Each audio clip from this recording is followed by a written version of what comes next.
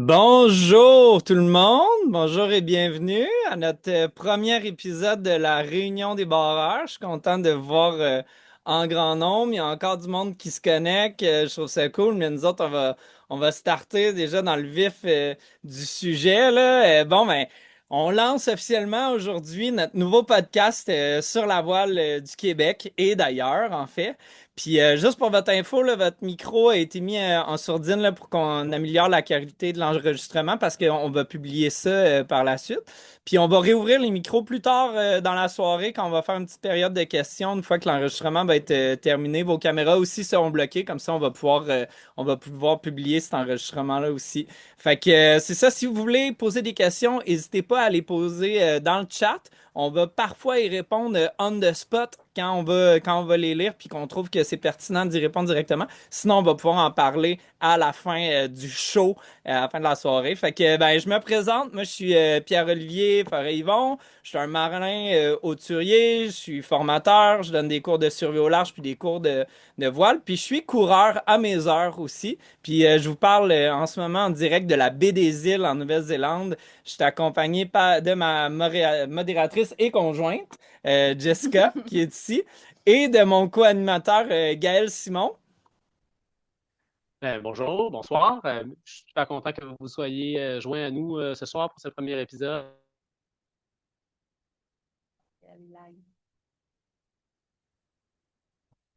Donc, également, Simon, je suis régatique aussi, de la voile depuis plusieurs années en tant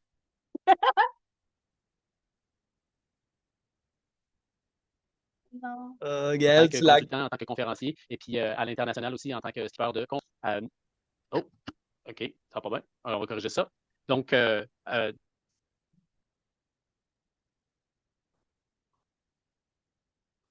depuis plusieurs années, comme plusieurs d'entre vous le savez, Croisière, on organise aussi cette année la première édition de la Saint-Laurent 400, qui est une course au large qui aura lieu entre Tadoussac, Rivière-au-Nord en Gaspésie et les îles de la Madeleine. Notre mission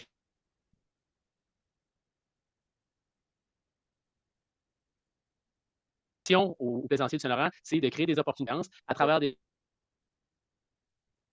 vous plaît. Je vois que ça lag. des formations, puis dans un cadre de navigation durable et prudente. Euh, Ça lag trop?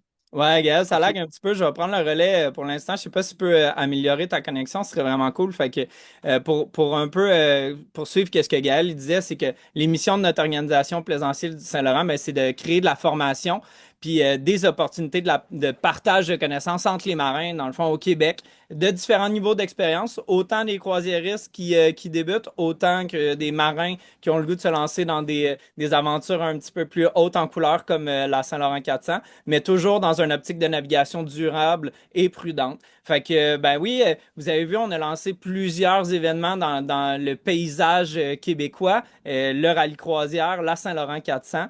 Puis on a vraiment comme envie de développer ce monde-là de la course côtière, mais aussi hauturière au Québec. Fait que pourquoi est-ce qu'on a lancé ce podcast-là aujourd'hui? Ben, c'est pour faire découvrir l'actualité nautique des Québécois puis des Canadiens à l'international parce qu'on trouve qu'il y a un petit manque de ce niveau-là. Puis on veut, par le podcast aussi, puis par les échanges qu'on va faire, ben, réfléchir ensemble aux moyens de la développer, cette course-là, dans la province, mais aussi à l'international.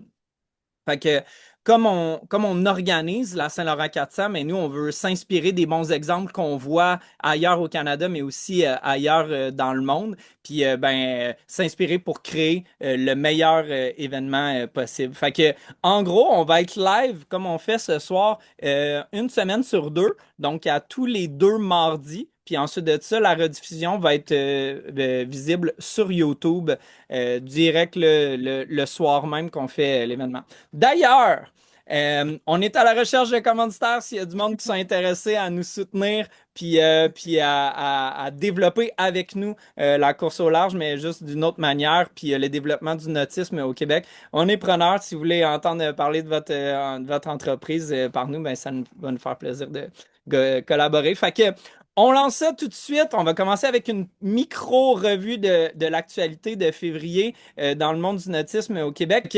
Pendant le Gala Méritas Voile Québec qui a eu lieu il y a 2 semaines, il y a eu en fait notre Commodore d'honneur de la Saint-Laurent 400 qui a été récompensé pour l'innovation québécoise par ses régulateurs d'allure Cap Horn qu'il a créé pendant toute sa vie. Un homme qui a été dédié vraiment au développement du nautisme québécois, puis maintenant qui rayonne à l'international. Moi, je navigue en Nouvelle-Zélande. Parfois, on envoie de ces régulateurs d'allure. Ça fait le tour du monde. Vraiment super. Fait qu'on voudrait lui lever notre chapeau, puis lui dire, puis c'est vraiment cool parce que Yves, avec sa compagnie, ils ont décidé aussi d'être commanditaires de la Saint-Laurent 400. Donc, il offre 20% de rabais aux participants si vous voulez vous acheter un régulateur d'allure, ce qui est vraiment cool. 20%, c'est un gros deal. Au niveau de l'actualité internationale, on a une Canadienne en ce moment qui est en train de participer à la Globe 40, Mélodie Schaffer. On voudrait juste vous dire qu'en ce moment, elle est en train de faire le 4e leg. Elle vient de passer le Cap Horn. Elle est en 7e position au classement.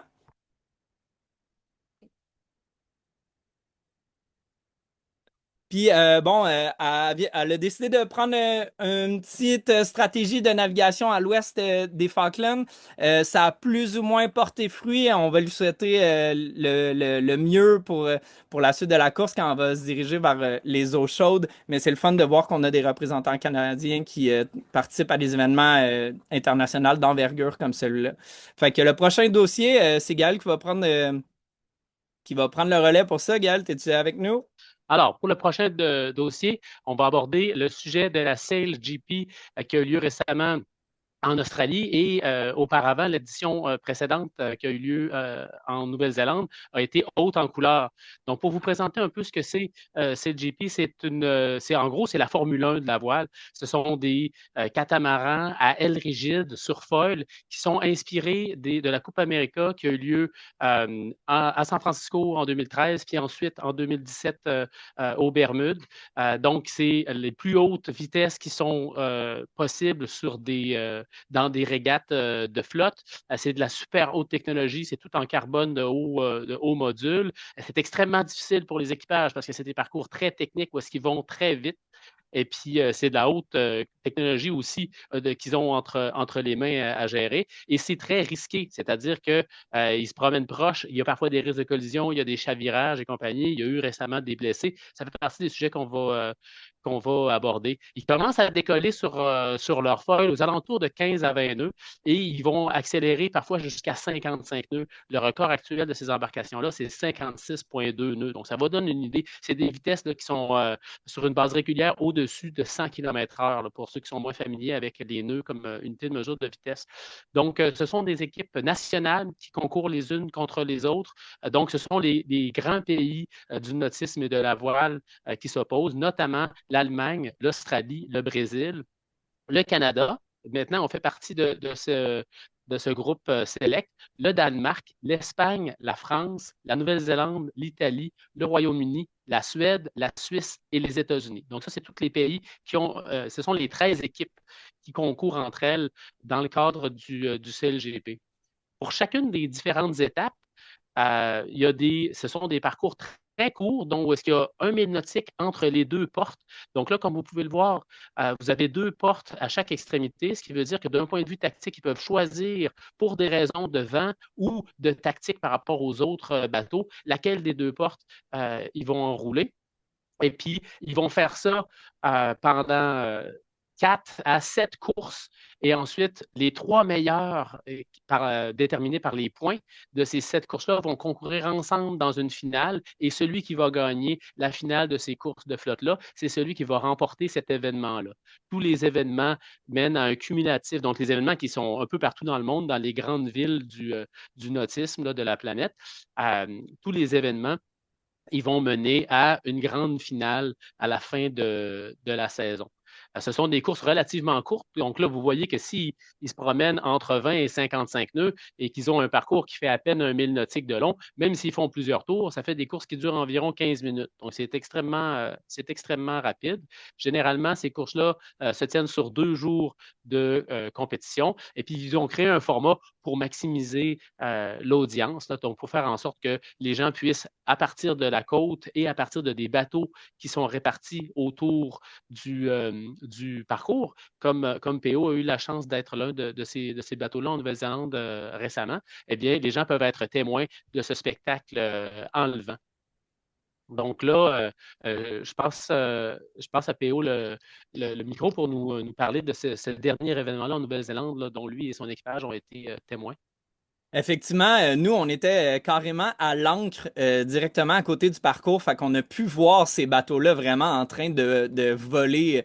Puis il y avait des conditions qui étaient quand même assez musclées à Auckland, même dans le port, durant cette fin de semaine-là. On avait 15 à 25 nœuds et rafale à 30 nœuds. C'est des bateaux super légers, c'est des bateaux super rapides. Ils sont faits pour prendre ça, ce vent-là, sont aussi faits pour le prendre sur mer plate, hein. On les imagine pas dans 3 mètres de creux, mais sont faits pour le prendre ce vent-là parce ils peuvent décider au préalable, avant de mettre les bateaux à l'eau, de changer les voiles. Fait qu'ils ont différentes grandeurs de voiles. Ils ont des voiles plus grandes, ils en ont des plus petites, dépendamment des conditions de vent. Ils s'entendent tout le monde ensemble. En fait, le comité de course impose les voiles à porter, puis toute la flotte court avec les mêmes voiles, ce qui est quand même vraiment cool. Fait que nous, ça brassait quand on était là.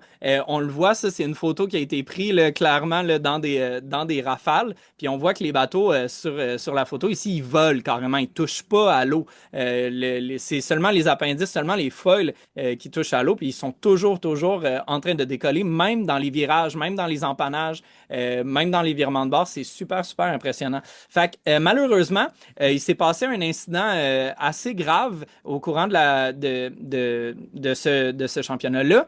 Il y a 2 bateaux qui sont rentrés en collision. On va vous montrer la vidéo de la collision pour que vous puissiez mieux comprendre ce qui s'est passé exactement. C'est donc l'équipe de la Nouvelle-Zélande qui, dans une survente, a gagné beaucoup de vitesse et aurait perdu le contrôle de son embarcation pour frapper finalement, pour se mettre vraiment dans le chemin de l'équipe de France qui a clairement pas pu éviter la collision. On voit qu'ils ont tenté, mais vous allez voir, là, la vidéo devrait commencer. Donc, on peut le voir ici. Ça se passe du côté droit de l'écran. Donc, l'équipe de la Nouvelle-Zélande fait un dépassement des Français et voit qu'il y a les Italiens qui sont un peu dans leur chemin. Si tu veux leur mettre, là, encore une fois, là, Jess. Vous pouvez voir comment est-ce que dans la rafale qui se passe au moment de l'accident, ils semblent perdre le contrôle. Tout ne s'est pas passé exactement comme ils ont prévu là, d'un point de vue gestion de leur embarcation, là. Donc, ils tentent d'éviter les Italiens, puis ils perdent le contrôle carrément de leur bateau, ce qui fait que les coques de leur bateau enfournent et ils se mettent directement dans le chemin des Français qui ont quand même tenté d'éviter la collision, là, ce qui est très bien, mais évidemment, bon, mais ça crée à une énorme voie d'eau du bateau des Français et aussi du bateau de la À Nouvelle-Zélande. noter la vitesse qu'ils font en ce moment lorsqu'ils dépassent les Français. Ouais. 91 km/h, quand même. Et malheureusement, ben, il y a eu des blessés. En fait, ils ont carrément arrêté la course pour la fin de la journée. C'était la 3e course de la journée. Puis normalement, ils étaient supposés en avoir 6.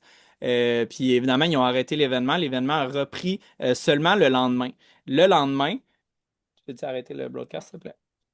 Le lendemain, ils ont décidé de faire une course différente. En fait, ils ont décidé de séparer la flotte en 2 flottilles parce qu'on avait les mêmes parce qu'on avait les mêmes conditions, donc des conditions encore avec beaucoup de rafales. Ils se sont dit que ça allait être moins dangereux s'il y avait moins de bateaux qui compétitionnaient en même temps. On s'entend, il y a eu 2 blessés. Il y a eu un blessé à l'équipe de la Nouvelle-Zélande qui s'est fait 2 fractures ouvertes aux jambes, ce qui est vraiment intense. Puis il y a une tacticienne française aussi, bon, donc de l'équipe de France, qui a reçu un gros coup à l'abdomen.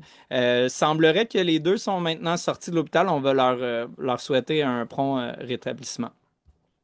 Le Canada a quand même fait une bonne performance durant cette CLGP-là. Ils ont eu le record de vitesse, 101,99 km/h, donc 55 nœuds. Mais par contre, ils ont terminé 11e à Sydney en fin de semaine. En fait, il y a eu un autre CLGP qui vient de passer il y a 2 jours, puis ils ont terminé 11e. Ils sont pas super hauts au classement, mais on va leur souhaiter bonne chance pour la prochaine étape qui est à Rio le 11 et 12 avril. Fait que, moi, Gaël, j'aurais peut-être 1 ou 2 questions pour toi par rapport à ça, là. Tu sais, Dans le cadre de la Saint-Laurent 400, même si les vitesses, on s'entend, sont pas les mêmes, c'est considérablement réduit avec les bateaux sur lesquels on navigue. Comment est-ce qu'on pourrait minimiser les risques de collision sur une ligne de départ par vent fort, particulièrement si on est 40 bateaux à la faire? Ce qui va avoir le plus d'impact sur les risques de collision au moment du départ, d'un point de vue de comité de course, on a certains outils pour contrôler tout ça, entre autres la longueur de la ligne. C'est nécessaire quand on organise des régates qu'on donne au moins une fois la somme de la longueur de tous les bateaux euh, comme ligne de départ. Mais ça, c'est vraiment un strict minimum. Des fois, on va aller à 1,4, 1,7 fois la longueur des bateaux. Ça, c'est pour des flottes où est-ce que c'est des bateaux relativement légers, souvent des monotypes, puis tous des skippers d'expérience. Donc, nous, pour minimiser les risques, ce qu'on fait, c'est qu'on donne une ligne beaucoup plus grande parce qu'on n'a pas de limite à part celle que le plan d'eau nous impose. Et donc, en ayant une ligne beaucoup plus grande, ben là, ça nous permet de faire en sorte qu'il y ait de la place pour tout le monde. Donc, ça minimise les risques de collision parce que ça dilue les bateaux, ça les répartit mieux sur la ligne. On va aussi, quand il y a plusieurs classes, augmenter le temps entre les départs quand les vents sont plus forts pour laisser le temps aux bateaux de la première classe à franchir la ligne, à se dégager et puis à sortir de la zone de départ. C'est particulièrement le cas dans le cas du départ de la course Voile sans souci, la première course de notre régate Saint-Laurent 400, où est-ce qu'on est dans la baie de Tadoussac. Si les 40 bateaux tournent en rond dans la baie de Tadoussac en même temps, en se préparant pour leur départ, ben, le risque de collision est supérieur à si vous avez une bonne partie des bateaux qui sont déjà partis quand les suivants s'approchent de la ligne pour prendre leur départ et aller mesurer, par exemple, le temps que ça leur prend de glisser sur la ligne, regarder où sont les risées et compagnie. Un autre outil qu'on a, c'est d'utiliser les différents drapeaux qui nous permettent de mettre en branle la règle 30. La règle 30, dans les règles de course, elle nous permet de changer certaines des règles du départ, notamment la règle 30.1. Quand on hisse le drapeau I au lieu du drapeau P, donc le drapeau I, c'est un rectangle jaune avec un cercle noir en son centre. Le drapeau I, il interdit de faire ce qu'on appelle un dip start, que je traduirai par un départ trempette. Donc, le dip start, c'est quand un bateau va être du côté course de la ligne, donc du côté vers lequel on s'en va, au Comme le lieu du bateau rouge côté qu'on voit à l'écran. pré-départ. Exactement, comme le bateau rouge ici. Ce serait légal en absence de la règle 30.1. Donc, si c'est le drapeau P qui est hissé comme drapeau préparatoire, ce serait légal de rester du côté course, de venir rentrer juste avant le départ, d'amener l'ensemble de son bateau, de la coque, de l'équipement, de l'équipage du côté pré-départ de la course pour ensuite, dans ce cas-ci, dans le cas d'un départ au près, loffer et refranchir la course juste au moment du départ. Donc, c'est un départ qui peut être avantageux d'un point de vue tactique dans certaines circonstances, mais surtout par vent fort, puis surtout quand on a une flotte avec des bateaux plus lourds, donc qui ont plus d'inertie, et parfois des skippers qui ont moins d'expérience sur une ligne de départ, bien, ça peut être un départ qui va venir amener trop de risques. C'est pourquoi le drapeau I peut être ici pour interdire le dip start, donc faire en sorte que les gens sont obligés pendant toute la minute qui précède le départ d'être du côté pré-départ de la ligne, dans ce cas-ci, du côté nord de la ligne de départ, donc dans la baie de Tadoussac. Il y a d'autres règles 30, 30.1, 30.2, 30.3 et 30.4 qui sont des façons pour le comité de course de communiquer à la flotte. Là, vous avez été trop agressif, vous avez démontré pas assez de respect les uns envers les autres. Souvent, quand il y a eu des rappels généraux pour une classe donnée, bien là, ils vont hisser différents drapeaux jusqu'au drapeau noir. Et s'il hisse le drapeau noir, la règle 30.4, celui qui va être l'autre côté ou qui va avoir une partie de son bateau de l'autre côté de la ligne au moment du coup de départ, il va être disqualifié sans appel. Donc, ça, c'est des différentes règles qui nous permettent de minimiser les risques de collision au niveau de la ligne de départ. Le vent fort, c'est une chose, là, mais dans la baie de Tadoussac, il y a un danger qui nous guette beaucoup plus, puis c'est celui du brouillard. Comment est-ce qu'on peut minimiser les risques liés au brouillard pendant la course, Gaël? Ben, c'est sûr qu'entre les bateaux, par visibilité réduite, on a différents outils, à partir des outils les plus traditionnels comme les signaux sonores, la corne de brume, par exemple. Ça nous permet de communiquer entre nous de façon sonore. L'aspect visuel, le fait d'avoir une veille constante, c'est une des raisons pour lesquelles on interdit la navigation en solitaire pendant notre course, parce qu'on veut qu'il y ait toujours une personne dans le cockpit qui regarde en avant. Eh bien, cette veille constante-là joue un rôle très important pour la prévention des abordages pendant la course. C'est sûr que des outils technologiques comme le radar et l'AIS vont venir améliorer énormément la façon dont on perçoit la position des autres bateaux qui sont dans la même classe que nous et même qui font la course de façon générale, ou même, dans le cas du radar et de l'AIS, qui sont les autres bateaux qui sont sur l'eau et qui ont soit une coque en métal ou une coque dense, soit qui émettent sur l'AIS, ce qui va être le cas de la plupart des bateaux qui circulent, par exemple, dans la région de Tadoussac ou aux îles de la Madeleine lors de notre arrivée à la fin de la course. Dans le cas de la Saint-Laurent 400, on utilise aussi des balises Yellow Brick. Ça fait en sorte que même les bateaux qui n'ont pas de radar, les bateaux de bois, les bateaux de fibre de verre légers, ils vont être visibles en tout temps pour les autres bateaux qui vont pouvoir aller, comme les gens à terre d'ailleurs, sur la page web de l'événement, aller voir, OK, voici la position de tous les bateaux et leur trajectoire. Donc, le Yellow Brick, au-delà de permettre aux gens de suivre la course à partir de la terre ou de leur embarcation, ça va leur permettre d'éviter des collisions. Et puis, je pense que le fait d'offrir de la formation aux gens sur tous ces différents outils-là et sur les bonnes pratiques de navigation par visibilité réduite, eh bien, la formation, ça contribue aussi à la sécurité de tout le monde. Oui, clairement. Puis, tu sais, on va être dans le parc marin pour une partie de la course, particulièrement le début. Bon, il va y avoir beaucoup de baleines. C'est un endroit où est-ce qu'il y a aussi des bateaux de touristes qui vont être là pour faire de l'observation. C'est quoi qu'on a comme plan avec la course pour limiter les collisions avec les mammifères marins? Ouais, c'est un très bon point parce que les mammifères marins, ils n'ont pas le yes. On ne leur a pas fourni de Yellow Brick. Et puis, ils ne sont pas visibles sur le radar. Quand ils commencent à être visibles sur le radar, c'est qu'ils sont déjà très mal en point. Hein. Donc, les outils qu'on a pour se prémunir contre des collisions avec les mammifères marins qu'on veut éviter à tout prix, parce que nous, c'est dans nos valeurs des plaisanciers du Saint-Laurent de toujours minimiser notre impact sur l'écosystème. Alors, eh bien, d'abord, on va avoir des vigies. Non seulement sur chacun des bateaux, mais on va avoir des bateaux qui vont être en avance de la flotte et qui vont s'assurer de voir les embarcations, de voir, pardon, les mammifères marins avant les embarcations qui sont inscrites à la course. Et sur le canal, sur la voie 72 du VHF, donc le canal qui va être dédié à la course, ils vont pouvoir annoncer aux participants l'endroit où il y a des mammifères marins. On va avoir aussi les gens du parc marin qui vont être à la fois avec une vigie sur Terre pour regarder les mammifères marins qui vont être dans la région de la confluence, donc devant Tadoussac et Baie-Sainte-Catherine, mais aussi il va y avoir une embarcation du parc marin qui va devancer la flotte et qui va pouvoir nous communiquer ses observations. Donc, c'est les outils qu'on fournit dans le fond, aux participants. Puis on invite aussi les participants entre eux à se signaler la présence des mammifères marins pour donc minimiser les risques et nous permettre de cohabiter de façon harmonieuse avec le reste de l'écosystème. On enchaîne avec notre prochain thème de la soirée, qui est une course au large, en fait une série de courses au large qui s'est passée à Antigua, qui sont la Nelson Cup Series. En fait, c'est le Royal Ocean Racing Club qui organise ça. C'est la 4e édition cette année de la Nelson Cup. La Nelson Cup qui a été baptisée en l'honneur de l'amiral britannique du même nom, connu pour ses victoires particulièrement violentes contre les Français, dont celle de Trafalgar. Bon, la Nelson Cup série, c'est une série de 5 courses préparatoires à la Caribbean 600. Donc, juste avant, en attendant que tous les concurrents soient là, bon, ils se sont dit, ben, pourquoi pas s'amuser un petit peu. Puis qui finit au final, qui conclut avec la course la plus prestigieuse de la gang, qui est la Antigua 360, qui en fait est une course où le but est de faire le tour de l'île d'Antigua en sens anti-horaire, avec un départ puis une arrivée dans le English Harbor.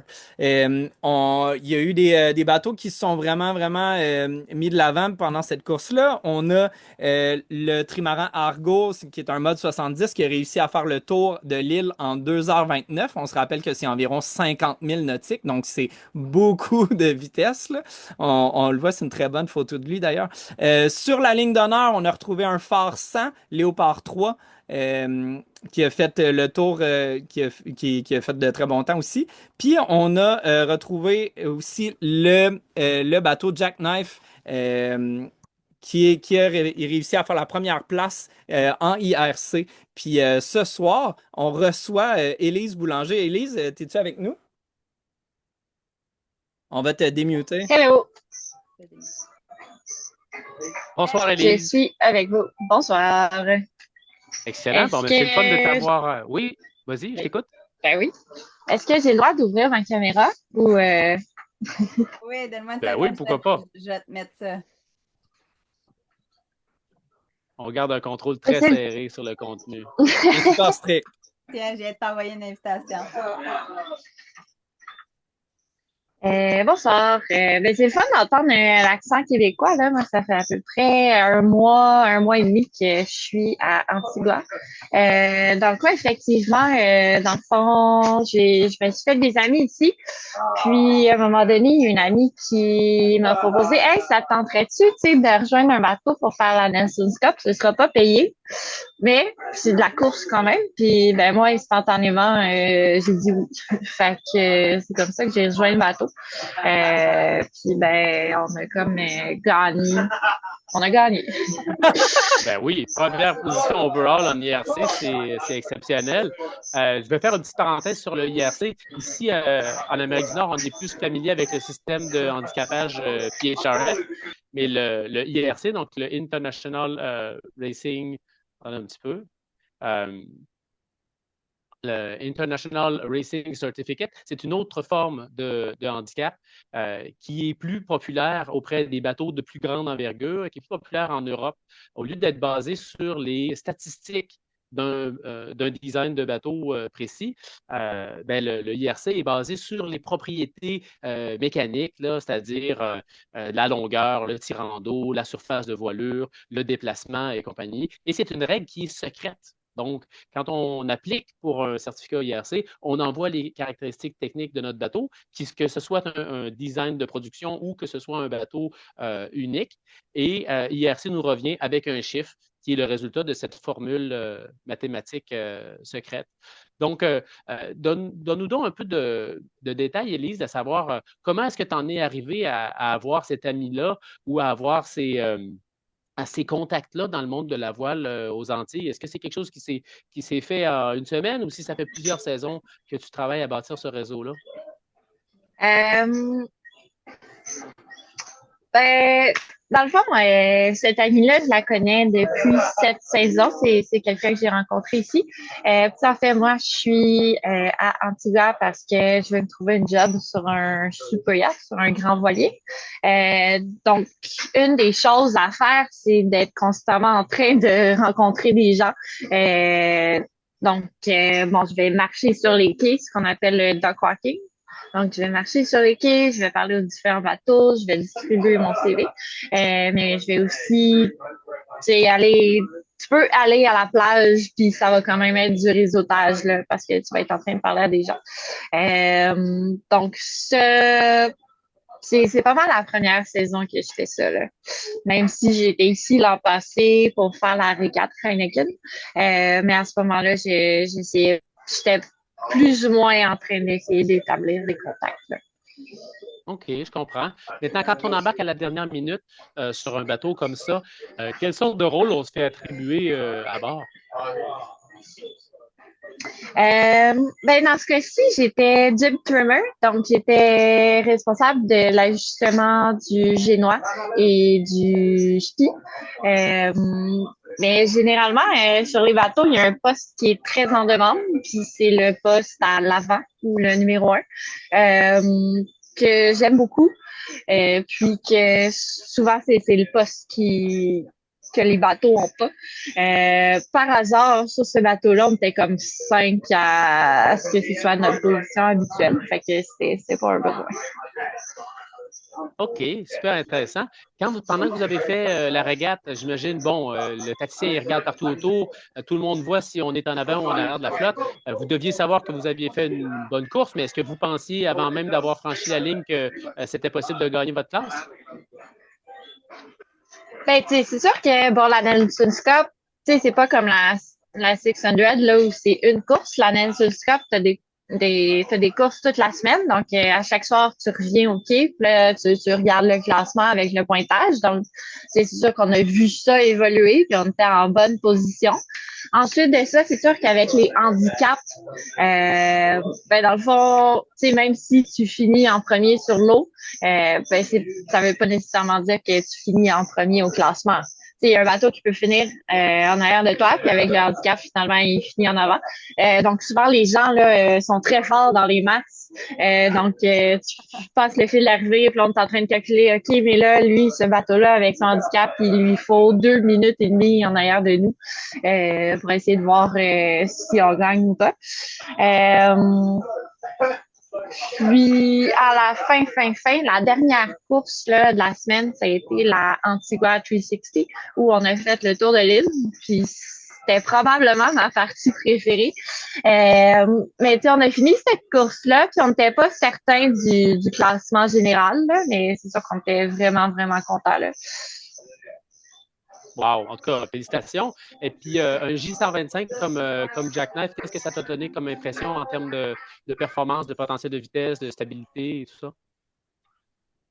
Écoute, c'est un bateau de course. C'est un bateau de course tu sais, c'est un petit bateau. C'est un bateau de course en fibre de carbone. C'est complètement vide à l'intérieur. Tu sais, vraiment, il y a vraiment pas grand-chose à l'intérieur, là. Quasiment pas de coussin. Il y a pas vraiment de cuisine. Il y a un évier en plastique et puis 2 bouilloires pour faire bouillir de l'eau pour les repas lyophilisés. Mais c'est tout. Puis vraiment, c'est sûr que tu sais, chaque bateau a ses points forts et ses points faibles. Le J125 au près, ça marche moins bien, puis ça tape vraiment beaucoup. Mais par contre, là, quand on partait avec un spi, là, on rattrapait tout le monde, là, puis c'est fourette. Wow, OK, super intéressant.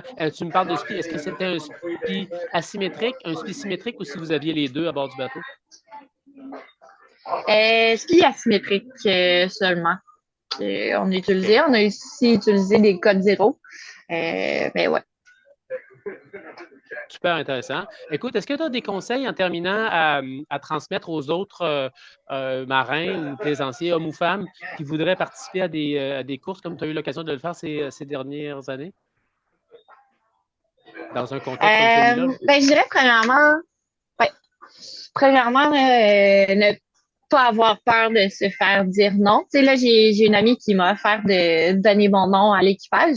Mais l'an passé, quand je voulais trouver un bateau pour la régate Heineken, je me suis présentée sur le quai, j'ai dit bonjour à un bateau, puis je les ai abordés. Puis ça a fonctionné. Mais tu sais, comme aujourd'hui, quand je me cherche un job, je vais voir des bateaux pour donner mon CV. Ça arrive régulièrement que il n'y a pas de poste disponible. C'est la même chose pour les bateaux de course. Puis vraiment sauter sur toutes les opportunités, là, se promener sur les quais pour rencontrer des gens. Mais c'est arrivé que je trouve un bateau dans le fond, souvent dans les semaines de régate, il y a des événements le soir. Avec un gros party au milieu de la semaine. Donc, se tenir dans les bars, se tenir dans les événements, parler aux gens. Voilà. Super conseil. Dernièrement, je dirais aussi... C'est la première fois qu'on me donne le conseil de me tenir dans les bars, mais j'adore ça. Je vais essayer de l'appliquer de mon mieux. C'est dans tes compétences, je crois. On serait tous bons là-dedans. Parfait. En tout cas, ça a été super payant. Dernièrement, je dirais aussi... Oui. Restez sécuritaire puis suivez votre instinct. Parce que, voilà. La façon que j'ai abordé ça quand j'ai commencé, c'est que je faisais du shark à Pointe-Claire sur le lac Saint-Louis. Puis là, j'étais comme, OK, je m'en vais sur un bateau avec des gens que je connais pas. Mais tu sais, au pire, je veux dire, j'ai passé mon enfance à me baigner dans le lac Saint-Louis. Là. Au pire, je vais nager jusqu'au bord, tu sais, puis je vais être correct. Mais tu sais, vraiment, il faut dépendamment de la longueur de la course que tu fais, tu sais, s'assurer que le skipper il a les compétences nécessaires, s'assurer que j'appelle ça que le mât tient sur le bateau puis que le bateau flotte, là, mais s'assurer que tout ça fait du sens. Là. Excellent. C'est un bon point que tu soulignes parce qu'il y a souvent les bateaux qui manquent d'équipage s'il y a une raison. T'sais. Fait que tu as raison que c'est important de faire une analyse à la fois du skipper et de l'embarcation pour être sûr que c'est sécuritaire. Bon, mais je te remercie énormément d'avoir accepté de partager de participer à notre premier épisode de la réunion des barreurs. Et puis, ben, j'espère t'avoir à nouveau pour d'autres discussions dans l'avenir. Fait que, merci beaucoup, Élise. Merci. Félicitations. Merci, ça fait plaisir. J'espère que je vais avoir des projets excitants à partager. Ben, je te le souhaite aussi, tu me mérites bien. Super. Ben, on va passer maintenant à notre sujet principal. On voulait aborder la Caribbean 600. Donc, c'est une course qui est organisée par le Royal Ocean Racing Club, donc l'organisme qui organise les plus prestigieuses courses au large du monde. Cette année, il y a quelques semaines, voire même quelques jours, il y a eu la 17e édition. C'est une course qui existe depuis 2009. Donc, c'est un parcours, comme vous le voyez là, ici, c'est un parcours en 8 autour de 11 îles des Caraïbes, ayant encore Antigua comme point focal. À ces temps-ci de la saison de course et de régate dans les Caraïbes, l'ensemble de la flotte est concentré à Antigua, donc il y a plusieurs courses qui se succèdent autour de cette île-là et dans les environs. Il y avait cette année 57 bateaux séparés en 4 classes. Donc, c'est une course qui fait partie d'une saison de course internationale qui inclut la Middle Sea Race de Transat, donc on appelait avant la Transat anglaise, et la Baltic Sea Race. Donc, c'est 4 courses qui demandent non seulement aux bateaux de bien performer lors des courses, mais aussi de voyager et de couvrir énormément de distances dans l'Atlantique Nord et dans la mer des Caraïbes. Il y a beaucoup de changements de voile qui sont imposés par le parcours parce qu'ils doivent être parfois au vent des îles et parfois sous le vent des îles. Donc, ça fait en sorte que non seulement au niveau tactique, ça demande de jauger la bonne distance pour ne pas trop souffrir du dévent de l'île, mais ça demande nécessairement de faire des changements de voile, pas juste voile de portant, voile de près, mais aussi voile de vent plus soutenu et voile de petit temps. Donc, très exigeant sur les équipages.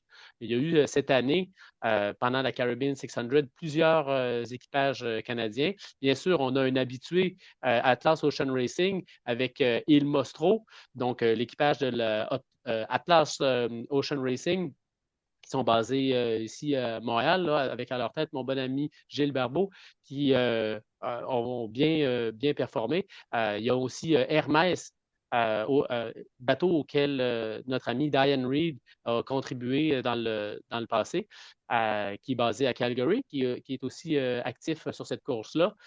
Bella J, si mes souvenirs sont bons, à bord duquel Elise a déjà navigué dans le passé, qui, avec sa skipper Sarah Nicholson, qui sont supportés par Nova Scotia Sailing, ce qui est très intéressant. Moi, j'adore quand les associations de voile provinciales, ils vont investir du temps, de l'énergie et des ressources dans des programmes de voile croisière sur quillard et de course au large. Je pense que ça, c'est un beau modèle à suivre. Et puis, donc, Belgique, qui ont terminé deuxième dans la classe IRC2. C'est super inspirant de voir un bateau qui favorise la transition de la relève, donc de beaucoup de marins qui ils sont issus du monde de la voile dériveur et puis qui sont appelés à aller faire la course au large, à la fois ici au large de Terre-Neuve, sur la côte est américaine et dans les Antilles. Donc, wow, Bella J, chapeau. Panacée, un X-Yacht. Moi, j'ai un petit favori, comment je peux dire ça, faible pour les X-Yachts. Donc, Katie Campbell, qui a fini 4e en IRC2. On voit que cette année, elle fonctionne très bien sur le circuit de course des Antilles. Et puis, bon, Gilles Barbeau, dont on parlait tout à l'heure, 4e dans les Super Zéro, donc parmi les voiliers les plus performants de la flotte. Super, bravo. J'espère qu'ils vont continuer à nous rendre fiers à l'international parce que c'est un programme qui a nécessité énormément de travail, de préparation et puis qui, au fil des années, a peaufiné son équipe et leur connaissance. Fait que bravo à l'équipage de Il Mostro. Et Kokatou, le Volvo 70. Qui a été donc skippé par le skipper Georges Leblanc, maintenant qu'il y avait un équipage qui incluait beaucoup de marins d'expérience cette année. Donc, tout ça pour vous dire qu'on est représenté, les Québécois et les Canadiens, dans la course au large dans les Antilles et dans la Caribbean 600 en particulier. Théo, tu voulais nous parler de quelque chose d'un peu moins reluisant qui est arrivé cette année, malheureusement, lors de cette course. Absolument. Malheureusement, il y a eu un incident assez grave qui s'est passé. Il y a eu un chavirage d'un catamaran, le Cata Sensation, dans lequel il y avait plusieurs Québécois à bord. Il y avait 5 Québécois. Je fais une petite mise en situation assez rapide. Donc, en pleine nuit, le 25 février, 21h30, dans des alizés stables, le Cata Sensation chavirait à 16 000 à l'ouest de Saint John Harbor, en Antigua. C'est ici, on le voit, là, le bateau il est en gris. Euh, donc, 6 personnes à bord, dont 5 Québécois. Il y a eu la Coast Guard d'Antigua et Barbuda qui ont été informés 30 minutes plus tard, puis qui ont relayé un message radio à tous les bateaux sur la zone. Il y a 3 bateaux compétiteurs qui se sont déroutés pour aller porter secours au Cata Sensation, donc au Catou, donc, dont un bateau qui était avec des Québécois à son bord. Puis 25 minutes plus tard, ils ont reçu un message pour dire que tous les membres d'équipage, donc les 6 membres d'équipage du Cata Sensation, avaient été récupérés et étaient sains et saufs sur le Soleno classe 40 qui est ce bateau ici. Donc, c'est Soleno qui a été mandaté de faire la récupération. La récupération s'est passée depuis un life raft. On imagine la situation, voir un catamaran renversé comme ça en pleine nuit en course, c'est toujours des images assez intenses qu'on peut voir, mais on est vraiment content que personne soit blessé puis, ou que ce soit des blessures relativement mineures et que tout le monde soit finalement sain et sauf et même de retour au Québec.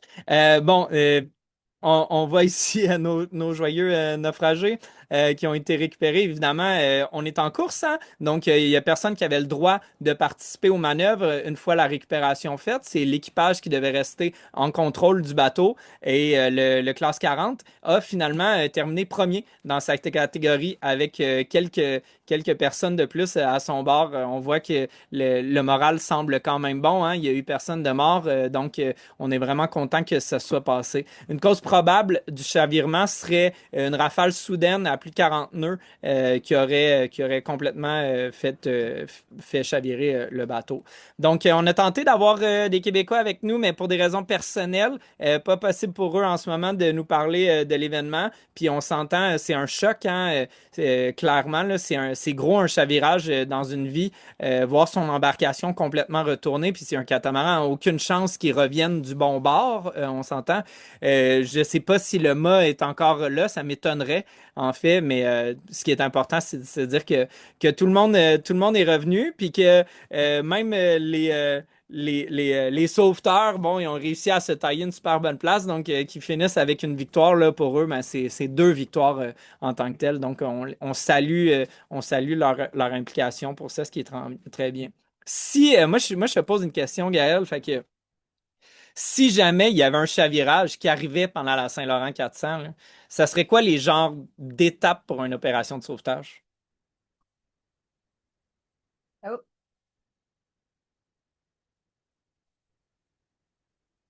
Je te redonne le droit de parole dans 3, 2, 1. Vas-y. Merci beaucoup. À chaque fois qu'on se met en sourdine, il faut demander la permission à notre modératrice pour pouvoir gagner le droit de parole. Donc, écoute, si un chavirage comme ça arrivait, bon, d'abord, c'est important de savoir que tous les participants à notre course, ce sont des quillards. Donc, si la quille reste attachée au bateau, eh bien, le bateau va toujours se relever. Bon, toutes sortes d'urgences peuvent arriver, donc je pense que la question est tout à fait pertinente, mais les multicoques, ils ont ce risque-là supplémentaire, surtout des multicoques de performance relativement légers, avec un très grand rapport surface voilée sur leur déplacement. Ils courent ce risque-là supplémentaire. Si ça devait nous arriver à nous pendant la course Saint-Laurent 400, la première chose qu'on ferait, c'est qu'on contacterait les postes de la garde côtière. On commence, on fait escale et on termine dans des ports où il y a des bases de la garde côtière. Donc, à Tadoussac, il y a un bateau important de la garde côtière qui est basé là. Il y en a un aussi basé à Rivière-au-Nord et il y en a un à Cap-aux-Meules, tout près d'Arbre-Aubert, où est-ce qu'on va finir. Ça veut dire que on on a de l'aide à proximité. Il y a aussi de la garde côtière auxiliaire répartie ici et là le long du parcours de la coupe voile sans souci. Maintenant, comme on a les balises Yellow Brick, dont on va parler un peu plus tard suite à la question de Christian, ben, on est capable de savoir où sont positionnés nos bateaux, les bateaux qui participent à la course, et les autres bateaux, on les voit sur l'AIS, à l'aide de Marine Traffic ou de l'AIS embarqués sur les différents bateaux. Donc ça nous permet de rerouter les bateaux qui sont les plus proches de l'incident pour qu'ils viennent porter assistance.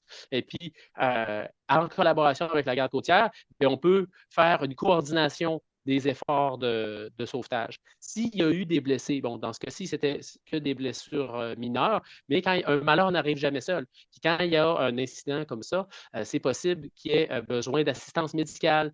Donc là, les outils de communication, que ce soit la radio VHF, que ce soit le téléphone cellulaire si on est proche de la côte, ben, ces outils-là nous permettent, ou dans certains cas, la communication satellite, ces outils-là nous permettent de communiquer pour porter une assistance médicale s'il y a un besoin à ce niveau-là.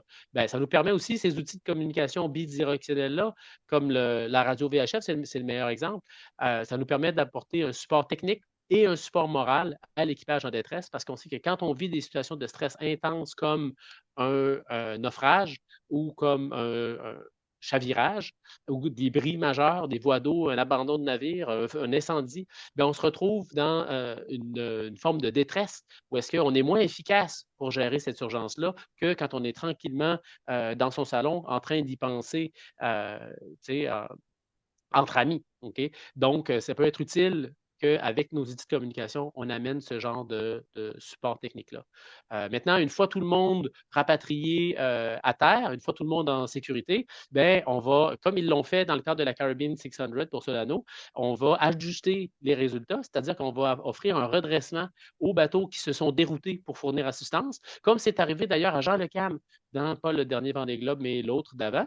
Ben, il s'était dérouté. Il était allé chercher un équipier, mais un skipper en perdition. Eh bien, on a calculé son temps, le temps que ça lui avait pris, où il était avant, où il était après, et le comité de course effectue ensuite un redressement pour faire en sorte que ça ne soit jamais désavantageux d'un point de vue performance de porter assistance à un autre concurrent.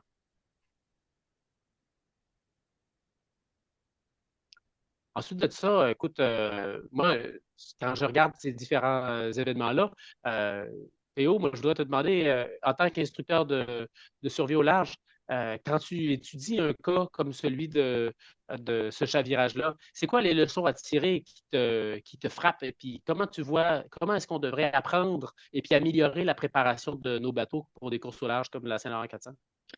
Ben, c'est sûr que quand on se fie à qu'est-ce qui leur est arrivé, le grand danger, c'est que tout le monde s'est ramassé à l'eau.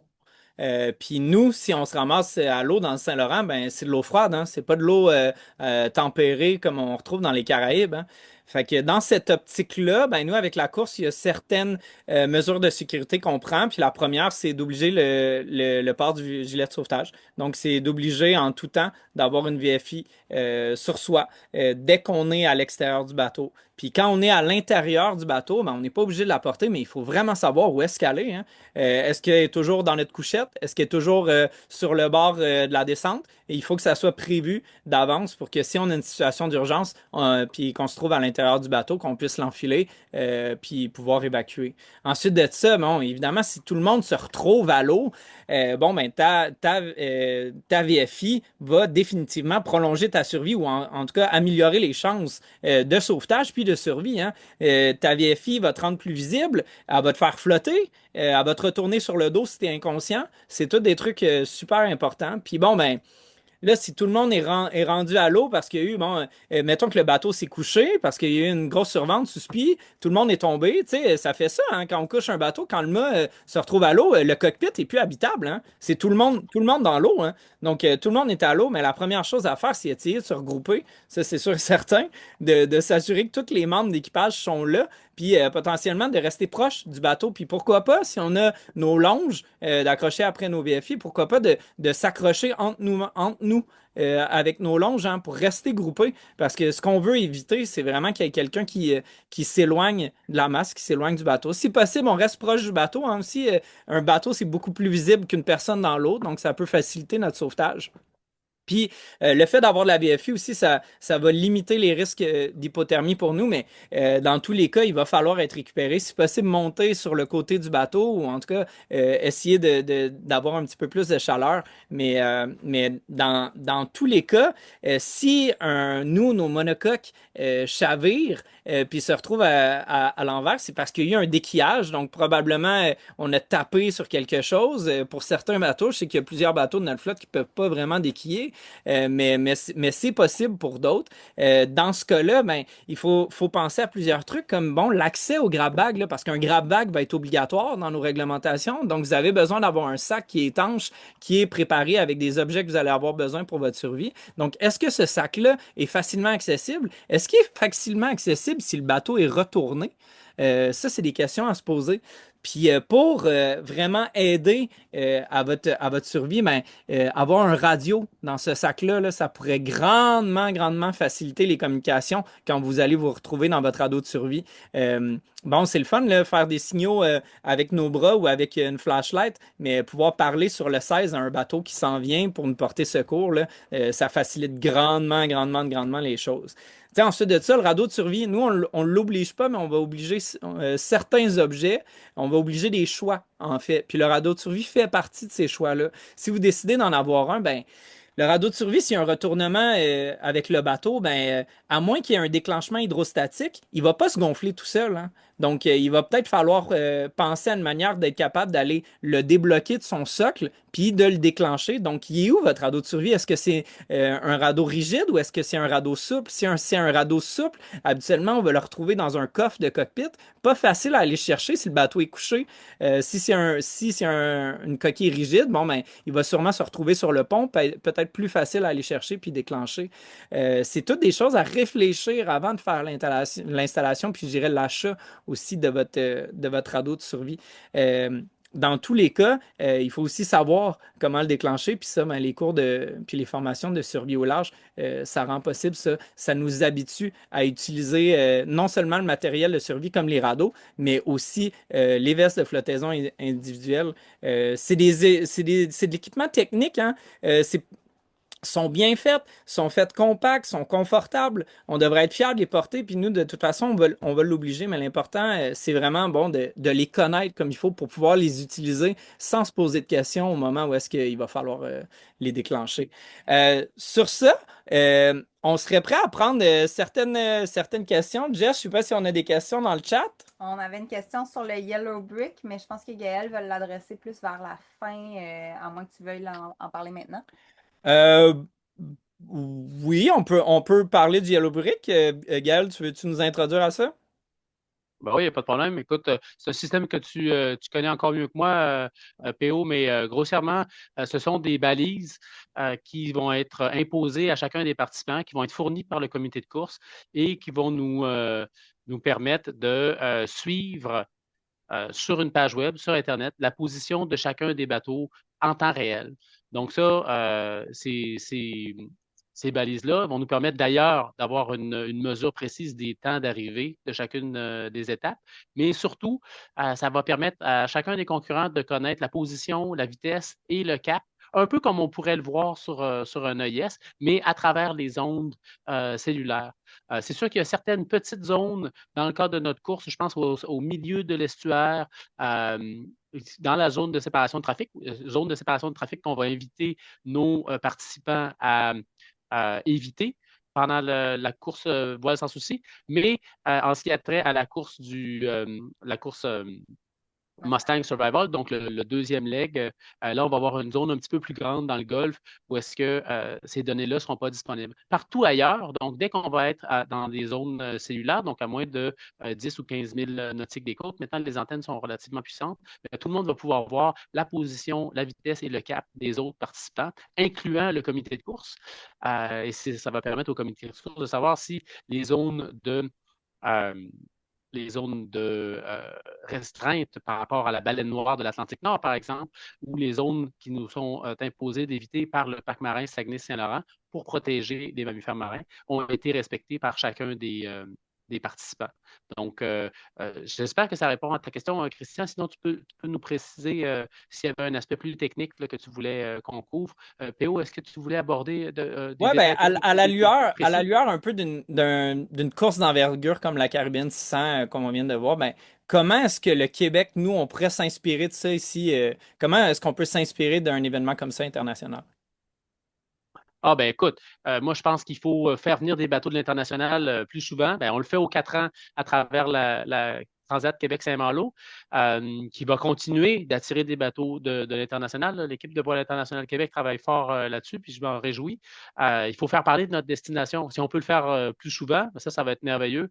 Pour y parvenir, ben, il faut augmenter l'expérience puis la profondeur des organisateurs puis des comités de course. Nous, quand on organise des courses, il faut que ce soit crédible, il faut que ce soit bien géré, il faut que ce soit de niveau international si on veut que les gens fassent le détour et puis viennent jusqu'à nous. Et puis pour qu'ils fassent ce détour-là, pour les attirer chez nous, ben, il faut organiser des événements qui répondent aux besoins des coureurs au large actuels. Donc, ça prend des bons parties, ça prend des parcours qui sont sécuritaires, et puis ça prend un comité de course qui assure que c'est juste et que c'est équitable pour l'ensemble des équipages. Et tout ça, ben, il faut le promouvoir et puis il faut le faire connaître pour les bateaux qui sont à l'étranger. D'ailleurs, les balises dont on parlait il y a quelques minutes, c'est une des façons de faire connaître nos régates et d'améliorer notre crédibilité parce que les autres régates à l'international, ils utilisent des systèmes qui permettent de tracer et de suivre l'ensemble des flottes.